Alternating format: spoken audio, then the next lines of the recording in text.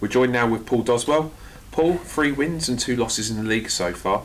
Another win here against Beaconsfield and it becomes a decent start to the season. Has this FA Cup fixture come at the perfect time for you? No, not really. I think after Saturday everyone would have loved to have had a game Tuesday or Wednesday. I saw the National League had midweek games, and you know, as players and as management, you want to put Saturday right as soon as you can. You know, we don't want to get behind in the league. So being honest about it, probably not. I'd like it to have been league. But it's a very, very important competition for the football club.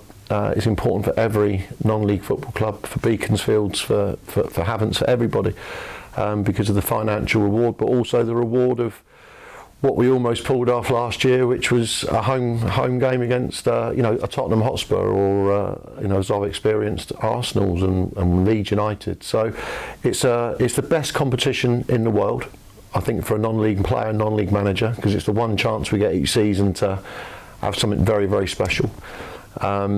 And it's probably, for me, the best cup competition that's out there. So I personally love it. I can't wait for Saturday. But you know, we got a tough game. I had a superb result against Truro last weekend. We went and watched them play against Walton and Hersham, or Walton Casuals, and you know, they put 5 past Walton. So Scott Donnelly, who I know very, very well, still a very, very good player. You know, and you look at most of their team have played at a higher level. You know, you've got Dylan Kearney and Jefferson Louis on the bench. So that shows they've got strength in depth as well. So listen, they'll be coming here no different as if I was going away to a higher level team, fully expecting to get a result. And that's all we've talked about this week, is the mentality, because that's what cost us, in my opinion, the Oxford first half. So Paul, gathering from that, still slightly disappointed with how it went last week against Oxford. What sort of reaction are we expecting on Saturday here? Well, it's got to be a good one. I'll pick you up on the word slightly. You know, I was very, very disappointed, and you know, we had an hour and 15 minutes with the players before training Tuesday.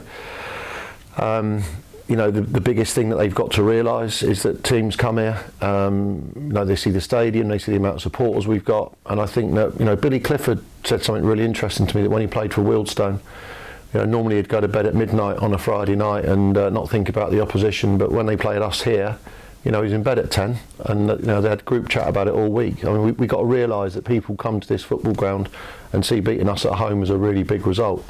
And you know, we can't adopt anything other than that non-stop approach. From that answer, Paul, what you're really saying is that it's not as good a start as my first question, really, and we're looking to improve game by game and performance by performance.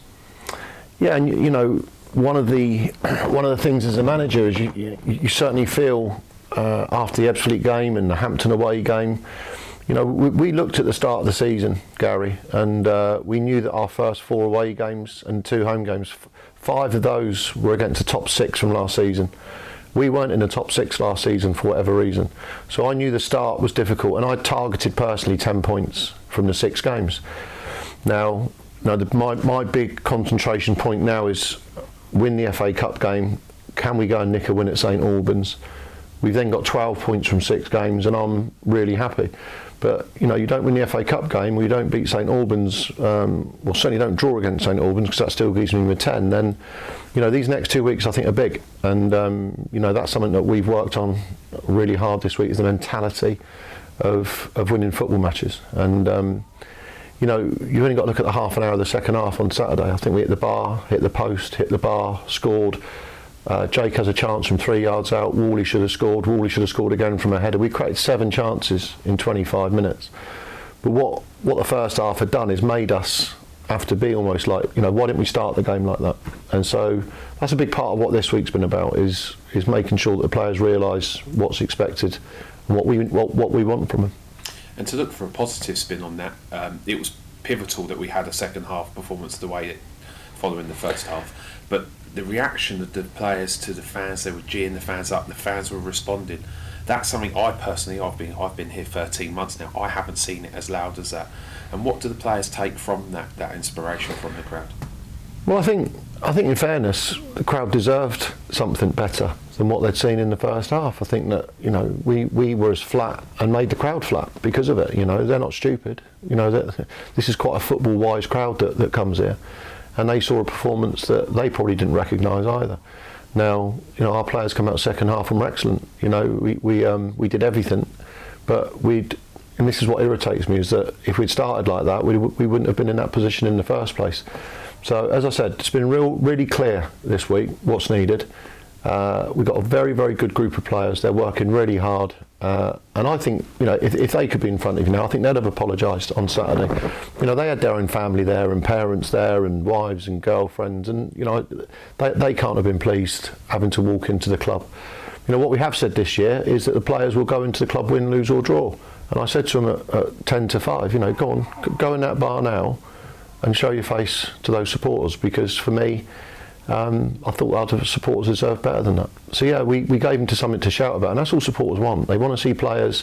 They don't mind if we lose, as long as we lose in a manner where it looks like we've given it a real go. And I've got to say, that's the first time with this group that that's happened, but it's got to be the last time. Absolutely.